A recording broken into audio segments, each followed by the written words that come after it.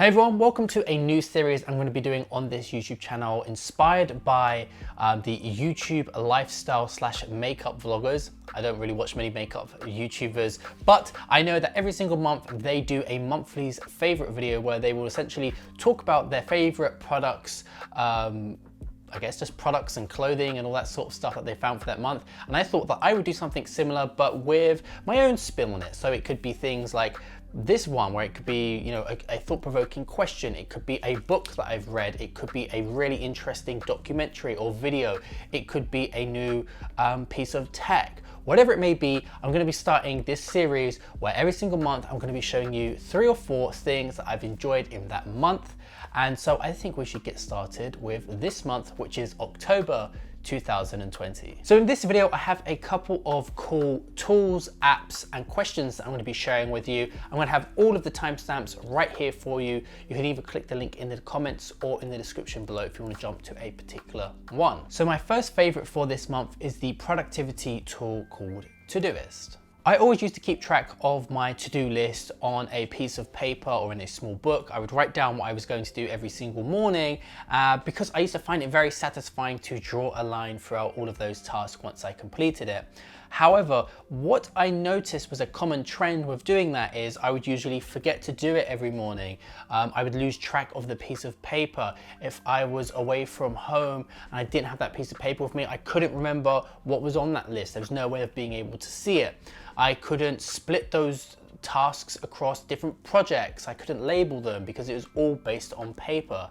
And that was kind of a problem for me. I recently discovered this app called Todoist, and I've been using it for the past month, and it has literally changed my life. I'm so much more productive in this past month because Todoist does all of this and more. It's so much more easier to add in tasks to your to-do list, keep track of them, and to know what it is that you're going to be doing on any given day. I've been using it to manage all of my tasks on my to-do lists, from personal errands to my website design to this YouTube channel, an Instagram account, freelancing, and more. With the introduction of widgets to the iPhone, I added the Todoist apps widget to my homepage, and this is a giant big button that I can just click on very easily from my home screen, and it will open up the entry field where I can type in the particular task that I want to add to one of my to-do lists.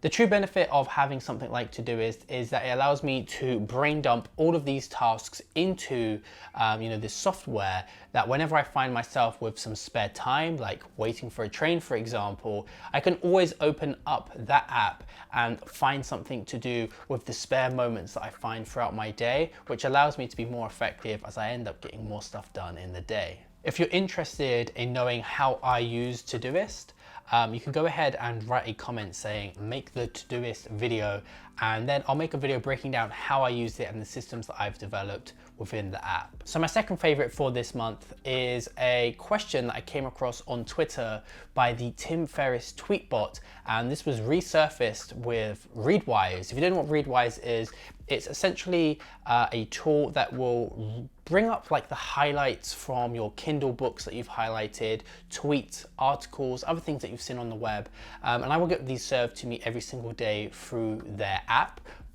or through their website.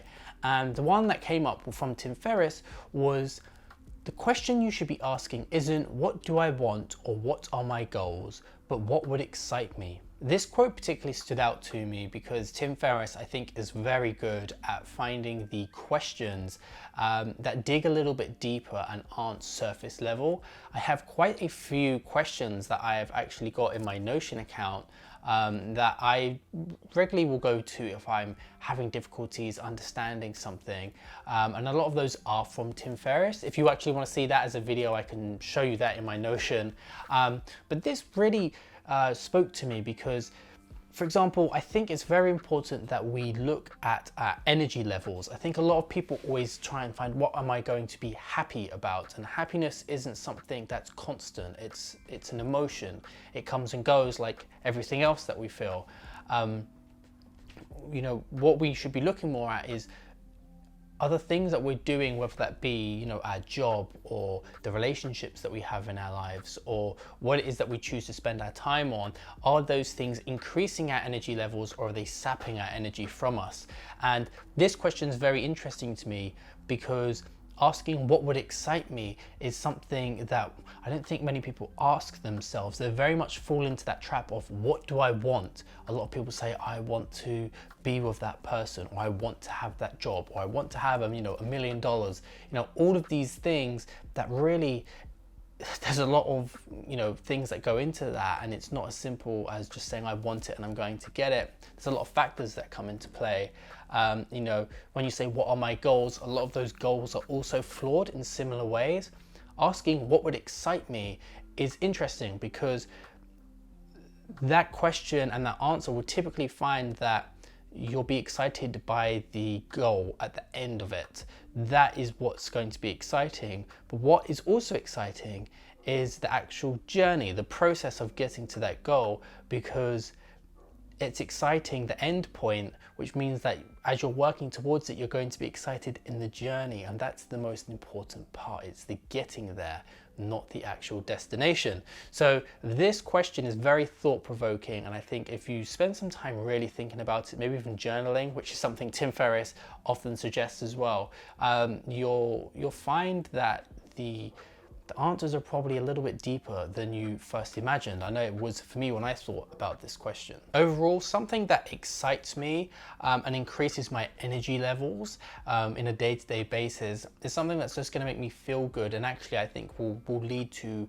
being closer towards happiness than trying to have happiness all the time, because it's not always going to be there. It's an emotion, you know, it's fleeting, and you're going to get frustrated that it's not there, and it's actually going to make you unhappy, and then you're stuck in this vicious cycle, I should say. And I think that's what happens with people who are very goal orientated as well. You know, they remain stuck in that loop of desperation to escape, to get to that goal, because they don't want to live in the reality. Whereas every decision you have should be very similar to this question of what excites me, what is going to make me more positive, more vibrant, more ready to tackle the day.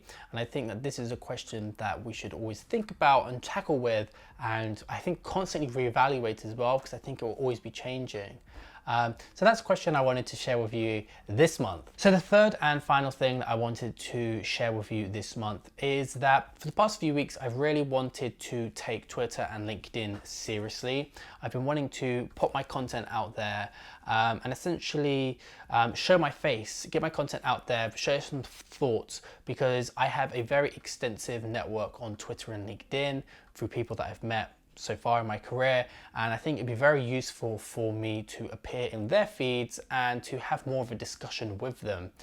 My only problem was that it was a bit annoying having to always remember to send out tweets and post to LinkedIn. So what I decided to do was I created a couple of categories, actually two of them, on SmarterQueue. So this is a social media management tool that I could put all of my tweets into, and they would get tweeted out, you know, once or twice a week by them, and I don't have to think about this.